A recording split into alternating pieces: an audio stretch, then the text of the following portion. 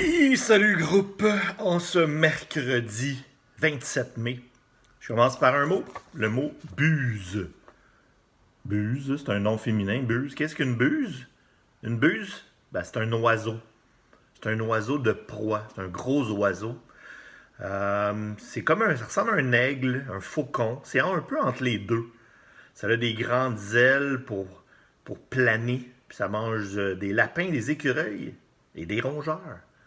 Donc, voilà pour une buse. Et ça me permet de vous parler de fauconnerie. C'est pas des fausses conneries. La fauconnerie, ça rapport avec. Il y a le mot faucon. Donc, c'est un art, c'est un sport, c'est un loisir. Et c'est pas récent. Ça date de 4000 ans avant Jésus-Christ, avant même les flèches et les fusils. Donc, c'est quoi la fauconnerie? C'est l'art d'entraîner des oiseaux de proie, comme des faucons, des buses, des aigles, à chasser.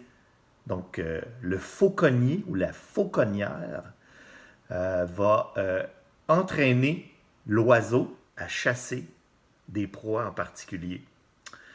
Donc, il n'y a pas vraiment de cours. Oui, il y a un cours qui se donne. Il n'y a pas de diplôme, mais il y a les services environnementaux Faucon qui donnent un cours sur les techniques de fauconnerie.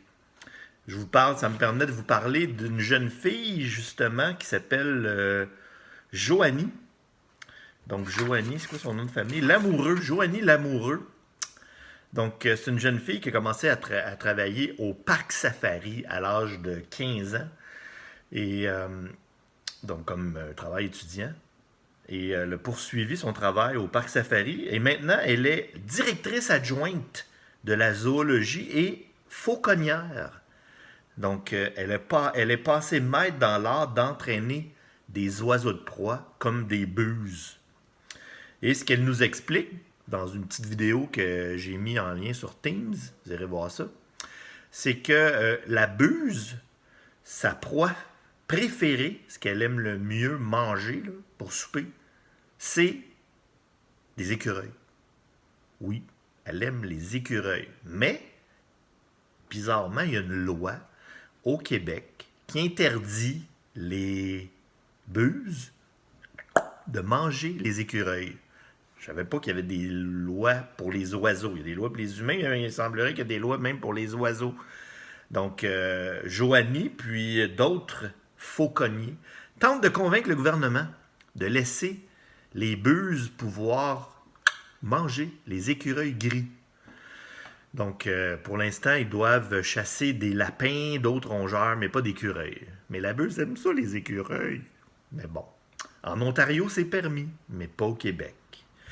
Donc voilà, pour ceux qui ne savaient pas ce qu'était le travail ou le sport ou le loisir de la fauconnerie, ben, ça quelque chose de plus dans votre bagage culturel.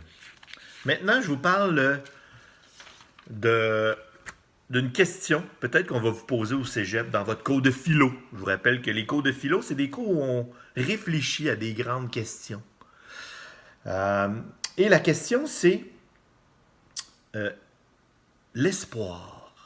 Est-ce que l'espoir, c'est important, l'espoir? Admettons qu'on réfléchit à l'espoir. Donc, pour les philosophes, ça fait déjà longtemps qu'on réfléchit à l'espoir. Mais c'est un concept ambigu. Parce que l'espoir, ça peut être individuel, ça peut être collectif. C'est une notion ambiguë parce que c'est une émotion, l'espoir. C'est un désir que ça va bien aller, justement. Que l'avenir nous réserve de plus belles choses. C'est une volonté d'amélioration de notre condition. Mais il y a aussi dans l'espoir, il y a une notion de probabilité parce que c'est pas sûr que ça va arriver. On espère qu'on va avoir bientôt un vaccin pour qu'on puisse placer la pandémie derrière nous.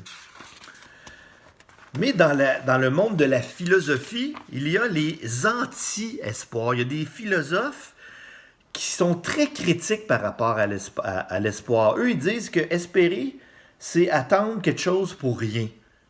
C'est perdre notre temps inutilement à se faire accroire des choses qui peut-être vont même pas arriver.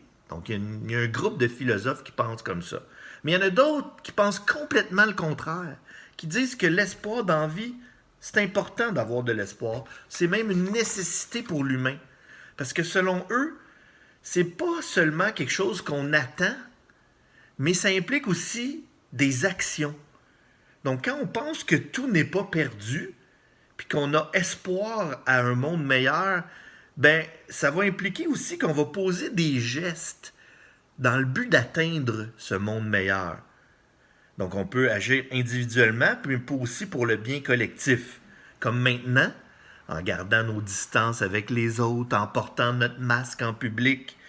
On pose des gestes dans le but de l'espoir éventuel que la situation va devenir sous contrôle, puis on va pouvoir retrouver notre vie comme avant. Donc, pensez-y. Donc, merci beaucoup d'être là et on se revoit demain. C'est tout pour aujourd'hui. Bye bye.